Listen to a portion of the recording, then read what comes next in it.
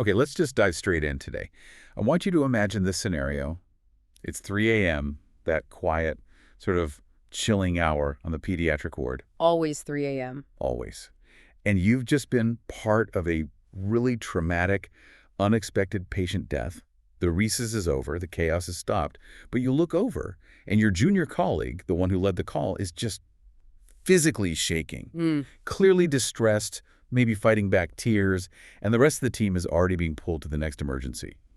So what is the immediate, non-clinical, but absolutely crucial action you take right there and then? That is the perfect scenario, a classic high-stakes decision, because we're not asking about the clinical next step anymore, are we? That's, being handled. No, exactly. We're asking about professional duty, about welfare, and ultimately about safety. Yes.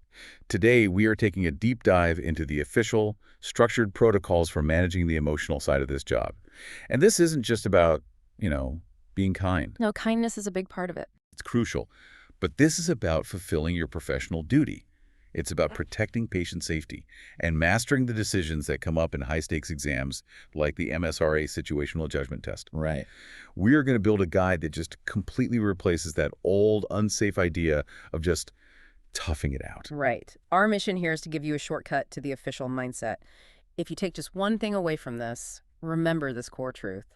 Name the emotion, normalize it, use structured support, watch for red flags, and then channel what you've learned into making the system safer. That framework is the absolute bedrock of what the GMC expects, isn't it? It sounds so logical, but doing it when you're also stressed, under massive time pressure, that's the hard part. It is. So let's start with the why. Why is this such a big focus for exams and for regulators? It matters so much because managing this emotional impact is fundamentally tied to patient safety, and that is always, always priority number one. The GMC standards, they link directly to your health as a doctor and the duty to promote safety, learning, and respectful team working.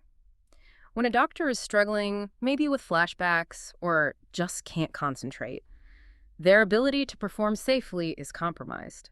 So if I fail to support my colleague, I'm not just failing them, I'm actually increasing the risk for the next patient who walks through the door. Absolutely. It's a clinical governance issue that just looks like a welfare issue on the surface.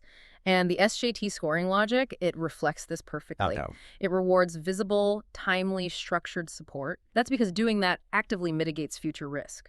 Silence, avoidance, telling someone to just get on with it, that scores so poorly because you're introducing this huge unmonitored risk into the hospital. Okay, that makes perfect sense. So before we get into the step-by-step actions, what are the core GMC principles here? Can we break them down? Yeah, we can break it down into 4 simple things. Yeah. First, your immediate job is to acknowledge and validate what they're feeling. Just saying something immediately reduces that sense of isolation. Second, you have to provide structured, safe places for reflection. I don't mean just a chat in the corridor, but proper mechanisms like supervision or multidisciplinary meetings. Right, of something formal. Exactly. Third, you must act fast if the distress continues or starts impairing their work, and that's where you need to know the official guidance. And fourth, and this is so important, always focus on systems learning, not blaming an individual. Okay, let's unpack that with a clear guide. In that moment, when the incident happens, we need a sort of first, next, last structure, the sequence that gets the points and, more importantly, actually helps your team. We can break it down into 5 high-yield steps. This is the flow the SJT is looking for. Acknowledge, support, monitor, escalate, and then embed the learning. So step 1, the immediate response. Well. Name and validate. You see the shaking, the distress. You go over and say, that was incredibly difficult and it's completely normal to feel this way. But what if the team's being pulled away? How do you practically do that? You have to prioritize it. You have to remove them from that high-pressure spot, even for a minute. You arrange an immediate, brief check-in, and you make sure their job is covered. So you don't just leave a gap. Never. You ask a senior nurse or another colleague to cover them for 5 minutes while you speak to them, or just make sure they take a mandated break away from the ward. The action has to be immediate and visible. Got it. Visible prioritization. So step 2 moves into structured support. This is beyond that 5-minute corridor check. Exactly. Now, you offer or schedule a multidisciplinary forum. The absolute gold standard, the key high-yield tool they love, is Schwartz Rounds. Or you arrange formal, protected supervision. This moves it from an informal chat into a recognized, psychologically safe space. Let's define Schwartz Rounds quickly, because that term comes up all the time. Of course. So Schwartz Rounds are these specific structured meetings. They're usually monthly, and it's for all staff, not just doctors. On clinical staff, too. Yes, everyone. And they gather to reflect on the emotional and social side of patient care, not the clinical management. They are explicitly designed to reduce isolation and improve team understanding. They're supportive, not a mandatory clinical debrief. That distinction is so vital. It's about emotion, not a clinical review. Yeah. Okay, so on to step 3, and this feels like the real safety junction. Watch for red flags. This is crucial. You have to actively screen for signs that this normal stress reaction is becoming something more serious. And what are we looking for? You're looking for anything that suggests functional impairment. Is their concentration shot? Are they suddenly hyperalert or irritable? Are they starting to avoid certain tasks? If these symptoms stick around past the initial shock, say a couple of weeks, we have to move to step 4. And step 4 is signpost and refer. So if those red flags are there, we have to move into the formal pathways. Yes, and you need to know the specific guidance. If symptoms persist or clearly affect their ability to work safely, you provide information based on NICE NG-116. That's the official guidance for PTSD. You signpost them to confidential formal help. So places like their GP. Their GP, Practitioner Health, which is a fantastic confidential service for doctors, or the BMA's counseling services, you're facilitating access to professional help, not trying to be their therapist. Which brings us to step 5. Document and learn. And I guess we need to be careful what we document here. Very. You're not documenting their personal distress. You document the general themes from the debrief.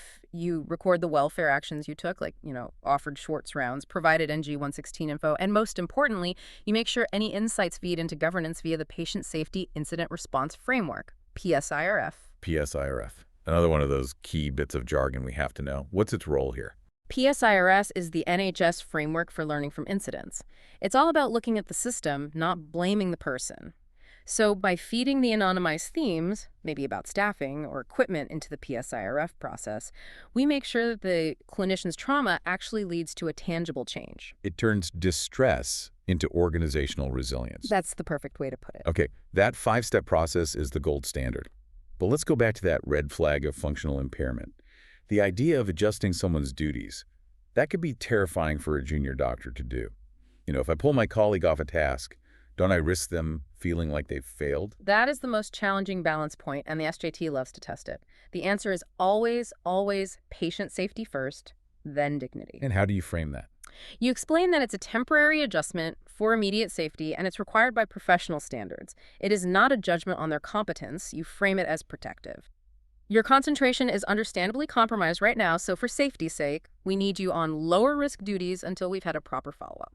And this isn't a decision you're making alone. Absolutely not. It has to be communicated clearly, immediately, and with senior oversight. If their function is impaired, temporary duty adjustment is necessary.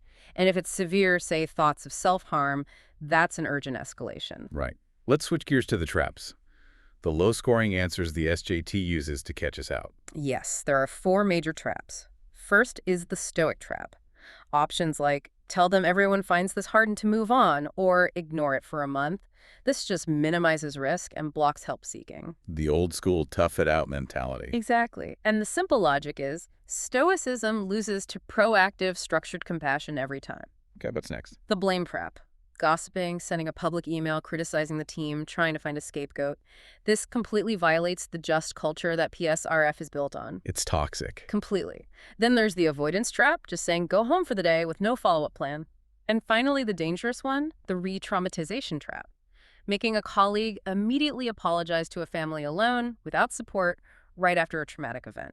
So what does a high-scoring phrase sound like then? For immediate validation, something like, that was incredibly tough. Let's get a proper, protected debrief organized now, and we'll look at the schedule for the next Schwartz round. And for monitoring. If these feelings are still strong in a few weeks, or they're affecting your sleep, we need to activate the formal support pathways following the NICE guidance. Perfect. Now let's make this stick. We need some memory hooks for the exam. We can use 2. The main framework is CAREME. It guides the whole response. Check in, acknowledge, rounds or debrief, escalate if persistent, monitor impact, and embed learning. CAREME. That covers everything from the first conversation to the system change. What's the second one? The second one is for you, the responder. It's the self-check, HLLT. Before you wade into a high-stakes situation, ask yourself, am I hungry, angry, lonely, or tired? If yes, you have to reset, grab a drink, take a breath. You can't help effectively if you're running on empty. A great reminder. Okay, let's do some rapid-fire patterns. Yeah. If X, then do Y. Let's do it. Pattern 1. If you see visible distress. Your first move is to name the emotion and mandate a protected break or debrief. Perfect. Pattern 2. If symptoms persist past a few weeks, or you suspect functional impairment. You formally signpost to confidential, professional help GP, practitioner health, and refer using NICE NG116 criteria. Exactly. Pattern 3. If the distress is actively impacting their work, causing unsafe concentration. Immediately adjust duties, reallocate high-risk tasks, and escalate to a senior colleague or occupational health. Patient safety is non-negotiable. Spot on. And pattern 4. Every significant emotional incident. Must have an outcome for the organization. Document the learning themes and channel them anonymously through PSIRF. You've got it. So what this all means for you, the listener, is that this is about embedding safe, supportive practice into your professional DNA.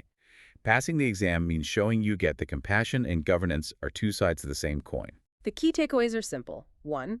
Always name emotions and offer structured support, like debriefs and Schwartz Rounds. 2. Actively screen for PTSD red flags and know the escalation pathway. And 3. Use just culture language, protect safety by adjusting duties, and route all learning through PSIRF. And if we connect this back to the bigger picture, the most supportive action you can take, the one that builds real resilience, is often the least glamorous one. It is. It's ensuring that the emotional toll of an event leads to tangible, documented systems learning. That is what ensures the trauma serves a real purpose. That is proof of a safe, accountable system. We really hope this deep dive helps you navigate these scenarios with more confidence and compassion. And if you are preparing for the MSRA, remember you can find a lot more resources and detailed guides over at passthemsra.com. Definitely check it out. And to leave you with something to think about. Consider the administrative effort it takes to properly arrange and document a Schwartz round versus the instant gratification of firing off a quick blaming email after an incident. Which of those paths truly reflects the values of a high-performing, resilient team? That's something for you to mull over.